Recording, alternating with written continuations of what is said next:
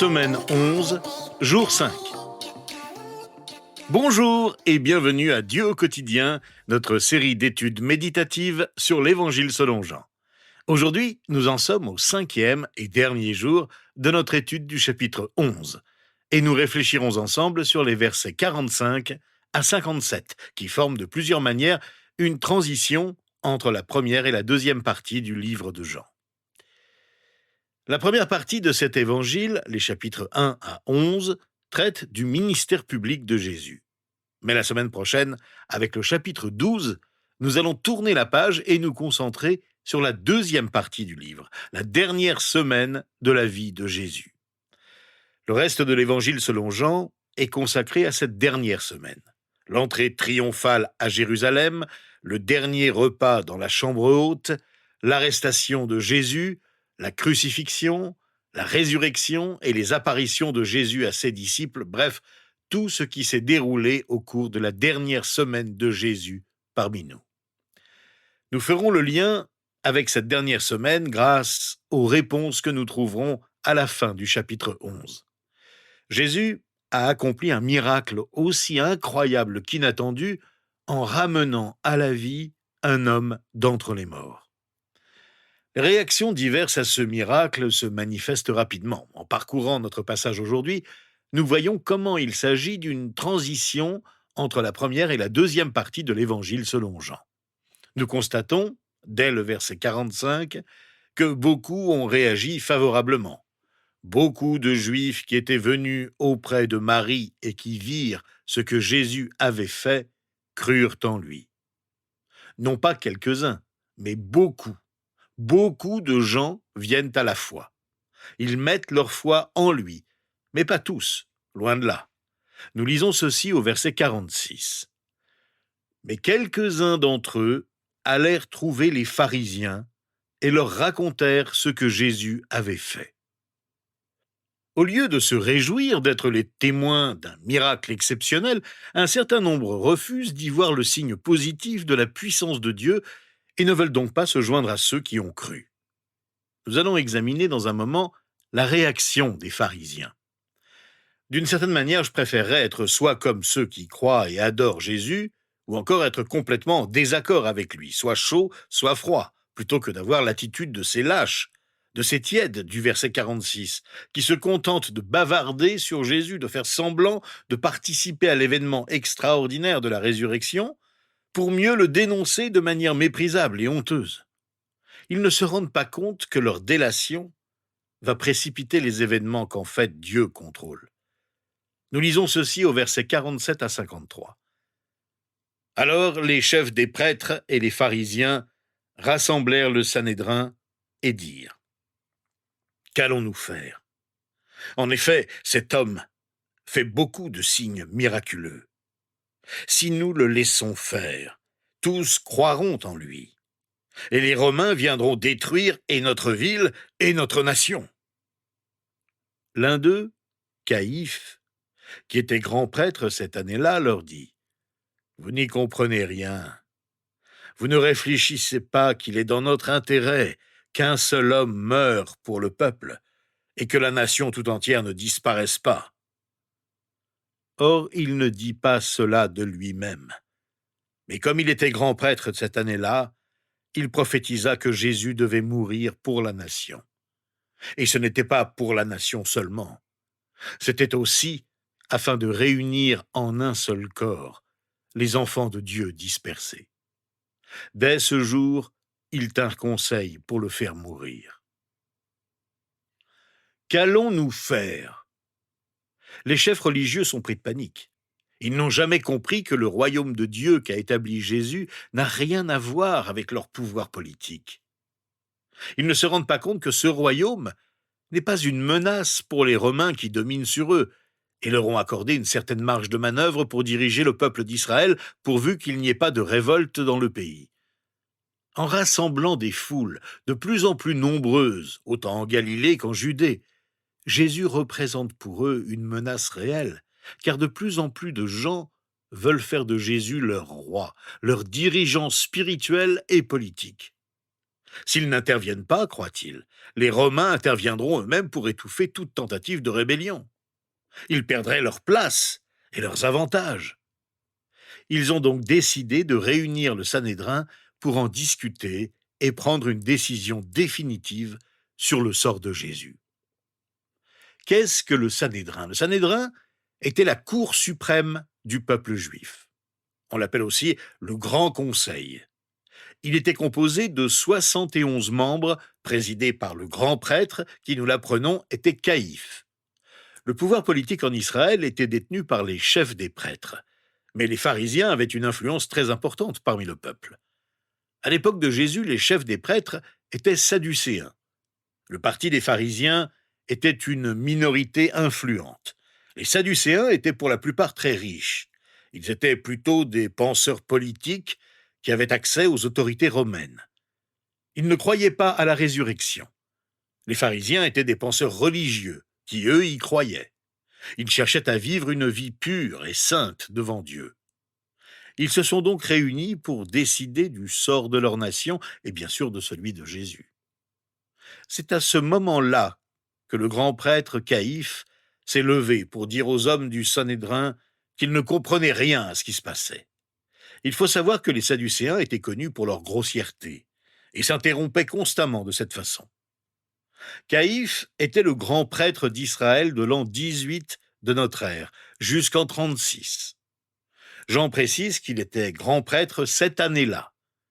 Il souligne qu'il ne s'agissait pas là d'une date quelconque, mais d'une année cruciale, d'un moment historique particulier, l'année où Caïphe va prononcer une prophétie sans en être conscient. C'est l'année où les paroles du grand prêtre vont avoir des conséquences dont il ne mesure pas du tout la portée. Il ne se rend pas compte de ce que Dieu lui-même lui fait dire. Il convainc le Sanhédrin que la croix est la seule solution pour le salut du peuple, et il attend avec impatience la crucifixion de Jésus. Il ignore que Jésus ne va pas seulement mourir pour le peuple, mais pour tous ceux qui croiront en lui. En parlant du peuple, Caïphe ne se rendait pas compte, en effet, qu'il parlait de l'ensemble du peuple de Dieu, c'est-à-dire de l'Église. Jésus va mourir pour nous tous. Et puis, cette réunion du Sanhédrin se termine par le fait que, dès ce jour, ils complotèrent pour lui ôter la vie. Notons en passant que dans tout le récit de la résurrection de Lazare et de la convocation du Sanhédrin, la mort est omniprésente. Lazare meurt. Les disciples pensent à la mort. Thomas dit « Allons mourir avec lui ». Plus tard, Marthe et Marie disent à Jésus « Si tu avais été là, il ne serait pas mort ». Le grand prêtre déclare « Il est dans notre intérêt qu'un seul homme meure pour le peuple ». Dans ce contexte macabre, que dit Jésus de tout cela? Eh bien ceci, « Je suis la résurrection et la vie ». Il sait et a annoncé aux disciples qu'il doit souffrir et mourir, mais pour lui, c'est la vie qui compte, et la vie en abondance, parce qu'il sait que sa mort a un sens et qu'elle va être brève. Mais le moment n'est pas encore venu de se rendre aux mains du Sanhédrin, et Jésus quitte Jérusalem pour un certain temps. C'est lui qui a décidé du moment venu. Nous lisons ceci au verset 54 à 57 à la fin de ce chapitre. C'est pourquoi Jésus ne se montra plus ouvertement parmi les Juifs, mais il se retira dans la région voisine du désert, dans une ville appelée Éphraïm, où il resta avec ses disciples. La Pâque des Juifs était proche, et beaucoup de gens montèrent de la campagne à Jérusalem avant la Pâque pour se purifier. Ils cherchaient Jésus et se disaient les uns aux autres dans le temple, « Qu'en pensez-vous? Ne viendrait-il pas à la fête ?» Or, les chefs des prêtres et les pharisiens avaient donné l'ordre que si quelqu'un savait où était Jésus, il le dénonce afin qu'on l'arrête. Les responsables juifs sont à présent déterminés et ont pris la décision de faire mourir Jésus dès que l'occasion se présenterait. Nous sommes arrivés à un point charnière de l'Évangile selon Jean et entrons dans la dernière semaine de la vie de Jésus sur terre. Faisons d'abord le point sur la première partie du livre. Au cours des 11 premiers chapitres, Jean nous a parlé de 5 des 7 déclarations célèbres de Jésus, les fameux « Je suis ». « Je suis le pain de vie », dit-il au chapitre 6. « Je suis la lumière du monde », dit-il au chapitre 8. « Je suis la porte », lisons-nous au chapitre 10, verset 9. « Je suis le bon berger », au chapitre 10, verset 11. Et « Je suis la résurrection et la vie », au chapitre 11, verset 25. Dans les chapitres suivants, nous l'entendrons dire au chapitre 14, « Je suis le chemin, la vérité et la vie ». Et au chapitre 15, « Je suis le vrai cep ». Nous avons examiné ensemble 5 des 7 « Je suis », ainsi que les 7 signes miraculeux de Jésus. Au chapitre 2, il a changé l'eau en vin. Au chapitre 4, il a guéri le fils de l'officier du roi. Au chapitre 5, Jésus a guéri l'homme de Bethesda. Au chapitre 6, Jésus a nourri les 5000. Dans ce même chapitre, il a aussi marché sur l'eau. Au chapitre 9, il a guéri l'aveugle. Et au chapitre 11, Jésus a ressuscité Lazare. Et que s'est-il passé au cours de tout ça ? À travers les déclarations et les signes, nous avons clairement vu qui est Jésus. Et tout au long de son message, les gens ont réagi différemment à sa présence. Certains ont réagi négativement, d'autres positivement. Ils ont réagi en fonction de leur foi ou de leur manque de foi. Et maintenant, alors que nous entrons dans cette dernière semaine de la vie de Jésus, nous allons voir cette réaction s'amplifier et voir qui sont ceux dont la foi est sincère et durable, et ceux qui ne peuvent pas cacher leur haine de Jésus.